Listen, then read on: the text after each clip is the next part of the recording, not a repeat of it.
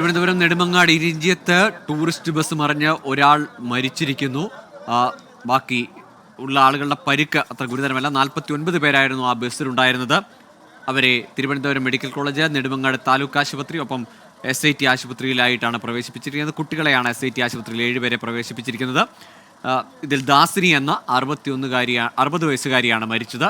മറ്റുള്ളവരുടെ പരിക്ക് സാരമുള്ളതല്ല എന്നതാണ് ഈ ഘട്ടത്തിൽ വരുന്ന വിവരം. AV ജയശങ്കറുണ്ട്. ജയശങ്കർ, ഇപ്പോൾ ആ ബസ് ഉയർത്തി ആ വഴിയിൽ നിന്ന്, റോഡിൽ നിന്ന് നീക്കാനുള്ള ശ്രമമാണോ?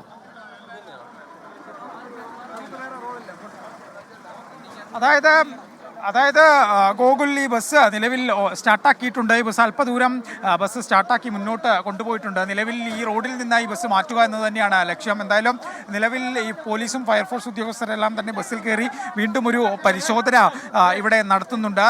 എന്തായാലും ബസ് അല്പസമയത്തിനകം തന്നെ ഇവിടെ നിന്ന് മാറ്റുമെന്നാണ് ലഭ്യമാകുന്ന വിവരം. നിലവിൽ ഈ ബസ് സ്റ്റാർട്ടാക്കി വെച്ചിട്ടുണ്ട്. ഈ ബസ് ഒരു റണ്ണിങ് കണ്ടീഷനിൽ എന്ന് തന്നെയാണ് പോലീസും മറ്റും നിലവിൽ വ്യക്തമാക്കുന്ന വിവരം. എന്തായാലും ഈ ബസ് അല്പസമയത്തിനകം തന്നെ ഇവിടെ നിന്ന് മാറ്റാനുള്ള ഒരു നടപടിക്രമങ്ങൾ ഉണ്ടാകും. നാട്ടുകാരുൾപ്പെടെ നിരവധി ആളുകൾ ഇവിടെ ഇപ്പോഴും തടിച്ചുകൂടി നിൽക്കുന്ന ഒരു സാഹചര്യമാണുള്ളത്. എന്തായാലും നാട്ടുകാരുടെയും പോലീസിൻ്റെയും ഫയർഫോഴ്സിൻ്റെയും എല്ലാം മിനിറ്റുകൾ കൊണ്ടുള്ള ഇടപെടലാണ് ഇത്ര ഒരു വലിയൊരു അപകടം അതിൻ്റെ വ്യാപ്തി കുറച്ചത്. നിലവിൽ ഒരു മരണം മാത്രമാണ് സംഭവിച്ചിരിക്കുന്നത്. ബാക്കി ഈ വാഹനത്തിലുണ്ടായിരുന്ന 48ഓളം പേരുടെ നില തൃപ്തികരമെന്ന് തന്നെയാണ് ലഭ്യമാകുന്നവർ. എന്തായാലും വലിയൊരു അപകടമാണ് സംഭവിച്ചിരിക്കുന്നത്. ഈ അപകടത്തിന് പിന്നാലെയാണ് ഇത്തരത്തിൽ ഈ ബസ് ഉയർത്തി മാറ്റുന്നത്. നിലവിൽ ഈ പ്രദേശത്ത് ഒരു പൊതുപ്രവർത്തകൻ മാധ്യമങ്ങളെ കാണുന്നുണ്ട്. ഈ റോഡിന്റെ ശോചനീയാവസ്ഥയെക്കുറിച്ചൊക്കെയാണ് അദ്ദേഹം പറയുന്നത്.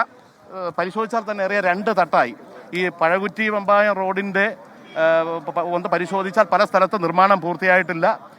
കരാറുകാരൻ ഒരു വർഷത്തിന് മുമ്പ് ഉപേക്ഷിച്ചു പോയി.